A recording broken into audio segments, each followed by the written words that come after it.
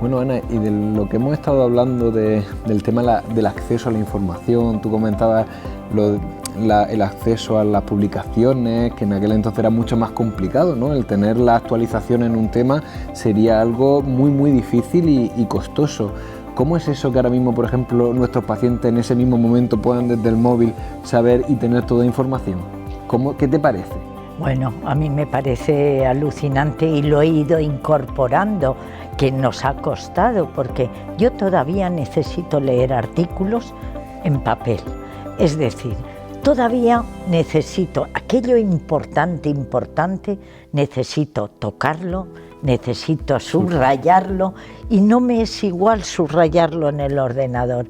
El acceso a la información es algo maravilloso. Yo recuerdo, íbamos al PubMed a buscar un tema, nos salía todo, yo recuerdo, tenías para que pedirlo, mis ¿no? trabajos y además pedirlo a través de las casas comerciales que nos suministraban la información. Era tremendo. Nuestro libro de cabecera era el de Vita. El de Vita lo teníamos, que era un tomazo así, ahora son 3 tomos. En los servicios. Y tremendo. Pues aquello era lo que leíamos, lo que sabíamos. Imagínate la información en libro, que siempre es mucho más tardía toda la información. Esto me parece alucinante, pero me parece que tenemos mucha información, pero necesitamos, lo que decíamos antes, digerir esa información. Es decir, cuántas revistas, cuántos artículos se lee completos. ¿Completo? Dime qué gente joven hoy no se lee el resumen y a lo mejor las conclusiones. Sí, o vas buscando las curvas de supervivencia, vas intentando, pero porque al final es que la ciencia avanza a un ritmo que para estar actualizado en una sola patología, que eso es otra cosa. Ahora la complejidad de abarcar la oncología con todas las patologías que se pueden abarcar ahí es increíble. Yo creo que eso en unos años probablemente seguiremos avanzando en más especializarnos, por la dificultad que tiene, ¿no?, el tener todo el conocimiento y la actualización del conocimiento en un solo ámbito. Pues imagínate en tenerlo en todos. Domingo, yo te digo una experiencia que tuve que pasar, una experiencia propia. Yo fui a Milán a aprender receptores, a hacer los receptores hormonales, porque había que determinarlos en el tumor y no los determinaban los patólogos. Me tocó irme, los oncólogos en San Pau, en el hospital 12 de octubre, y mi hospital aprendí. Yo me fui a Milán a aprender al Instituto de Tumores de Milán los receptores, y luego me fui a Houston a estar con la persona que más sabía de cáncer de mama. Y yo tuve un jefe que tenía esa visión de que verdaderamente había, y esto fue hace más de 30 años, en el año 82, 83, allí en Estados Unidos veían una patología, en Milán veían una patología, había grupos de oncólogos especializados en una patología. En España no, en España te ponían una serie de historias encima de la mesa, cáncer de pulmón, cáncer de colon, cáncer de mama, había de todo, y tú no sabías nada hasta que no abrías la historia y abrías aquello. Y fui verdaderamente criticada en aquel momento, porque vine de Estados Unidos y me empecé a dedicar a cáncer de mama y a hacer los receptores hormonales de los cánceres de mama, pero sobre todo me dediqué a esa patología, y me decían que aquello era reducir el campo de la oncología, que un oncólogo debía saberlo todo. Y eso es imagínate en estos momentos, con la profundidad de cada tumor, las vías que tiene, las alteraciones que tiene, es imposible poderlo saber. Pero nuestra sociedad Domingo, sí que ha evolucionado. Sí, y yo creo que se merece que el que le trate sea el que sea más capaz, ¿no?, en base a conocer la actualidad. Pero es lo que tú también decías, intentar abarcarlo todo y no ser capaces, porque es que creo que solo son capaces los ordenadores ahora mismo de albergar todo el conocimiento. Es otra fuente de una posible frustración. Entonces, muchas veces, y eso quizás la gente joven sí que estamos más acostumbrados a incluso que los pacientes te pongan a prueba, decir, oye, he oído esto, he hablado de esto, o mira este último artículo. ¿Eso te ha pasado alguna vez, Ana? ¿Te ha venido un paciente diciéndote, sí. Oye? Y se ha sabido por internet el último artículo que tú no has sabido. Hay que saber gestionarlo y hay que tener la humildad de decir, no lo había visto, lo revisaré y ya hablaremos la próxima vez. Eso es importante, porque el médico no tiene que ser un don que lo sepa todo y que se crea el Dios. Hay que aterrizar, hay que decirle que tú no puedes estar al día en todo. Y todas esas bases de datos que hoy vamos a tener en los ordenadores va a ser importantísimo, pero alto. Vamos a necesitar que el médico integre también esa información. No puede dedicarse a todo, tiene que dedicarse a algo en concreto y profundizar en aquello y poder conocer bien una parte de la oncología. No querer abarcarlo todo, no vas a poder.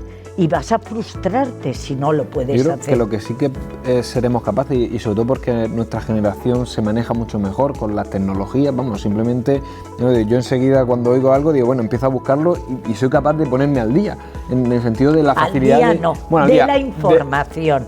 Pero no de la formación. No, eso es, al día de la información, pero no de la formación, pero lo que tú dices, hay que digerirlo.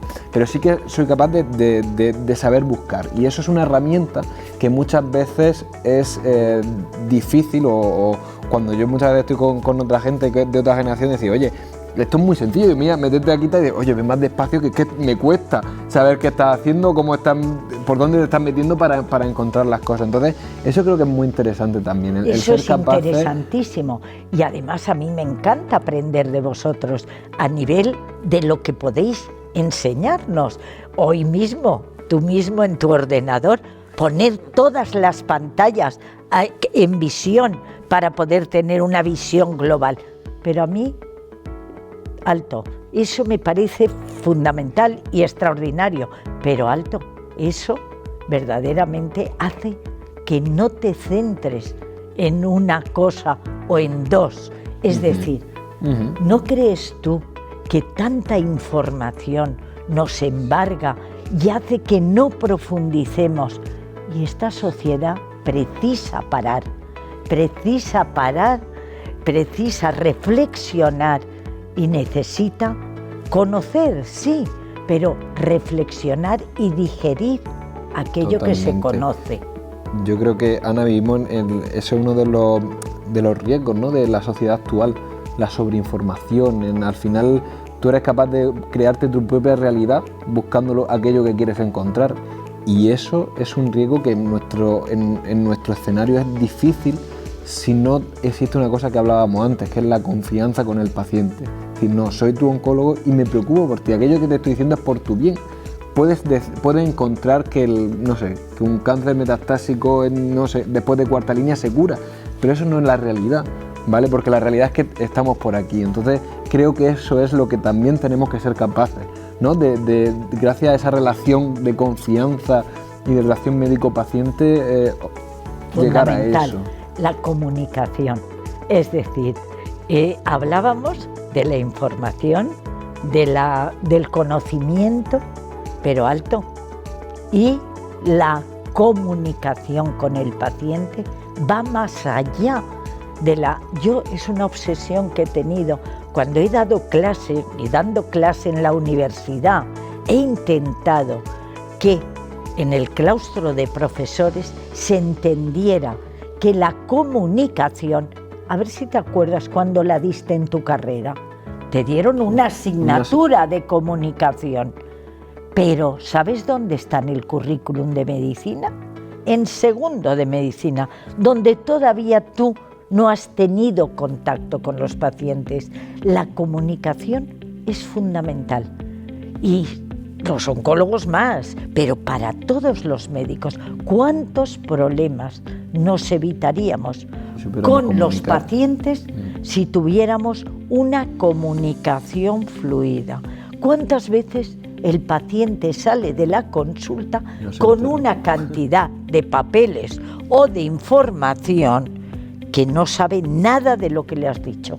Se ha puesto a la segunda información que le has dado una pantalla y no conoce, no sabe ni cuándo tiene que volver, ni qué es lo que tiene, ni cómo se va a tratar. Siempre lleva un acompañante, pero alto, debemos darle autonomía al propio paciente, debemos enseñarle, debemos comunicarnos con él.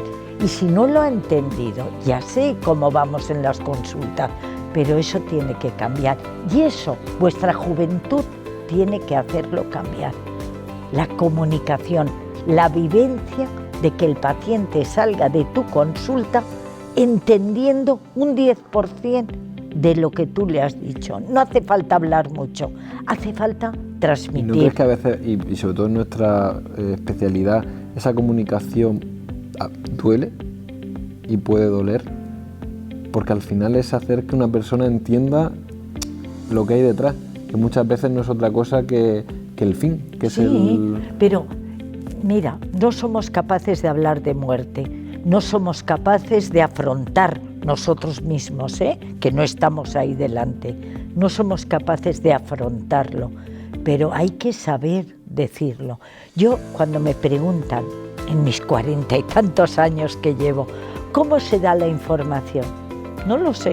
Es decir, yo hasta que no tengo el paciente delante, no sé cómo le voy a dar la información.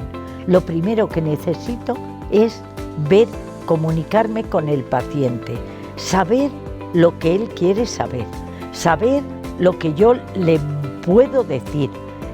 Yo le podré decir todo porque la verdad tiene que ir, pero la verdad no es la dureza. Es decir, la verdad es decirle, mira, esto no se te va a ir con el tratamiento, esto no va a desaparecer. Yo eso a todas las pacientes metastásicas lo tengo que decir, que no se van a curar, pero no les digo, no te vas a curar, le digo, no te va a desaparecer. Hay muchas formas de esa empatía, de esa comunicación, que no es solo verbal, sino que es verbal, es ocular, es de gestos. Toda esa comunicación hay que hacerlo. Además, eso yo creo que se hace también con el tiempo, ¿no? O sea, esa comunicación se va creando a la vez que vas creando esa relación con el paciente. Con los pacientes. Y al final, ellos mismos, o sea, lo he vivido además mucho de la mano de grandes profesionales que tengo como compañeros, cuando sabía un paciente que ingresaba y él mismo le llegaba a decir a la oncóloga, dice, en este caso decía Juana o tal, dice, no estés triste, dice, yo ya me voy, ¿sabes? Y me despido. Y eso, o sea, creo que esa comunicación... No somos capaces de entender que eso es capaz de ser así. Tal cual, y eso yo creo que es el máximo de la comunicación, ¿no? El máximo. El ser esa comunicación que va con el paciente, que va contigo, que se ha construido y que al final es algo natural. Y que se entiende y que además, no hay que artificiarlo. De verdad, Domingo, que te vas con una sensación de paz a tu casa cuando has tenido, yo a veces cuando sale el paciente y he tenido que tener una conversación de ese tipo, tengo que cogerme y decir, ¿cómo me ha enseñado esta persona? Qué difícil es esto y qué importancia tiene en la vida tantas cosas y qué poca importancia tiene en otras. Eso yo no sé si hay alguna otra profesión que lo tenga tan cerca, ¿vale? Y me encanta haber podido hablar contigo como una persona joven, entusiasta y que además será de ellos el mundo del futuro y de la oncología, pero que no os coma la información, que no se os coma, no como a los chicos con los móviles, que les está embargando, yo creo, que no lo estamos sabiendo gestionar y que hay que conocerlos, lo tienen que saber manejar, pero me da tanto pánico que se queden con eso solo y que no sean capaces de reflexionar su cerebro, de pensar, de conocer. Tenemos que ser capaces de conseguir transformar toda la información en comunicación.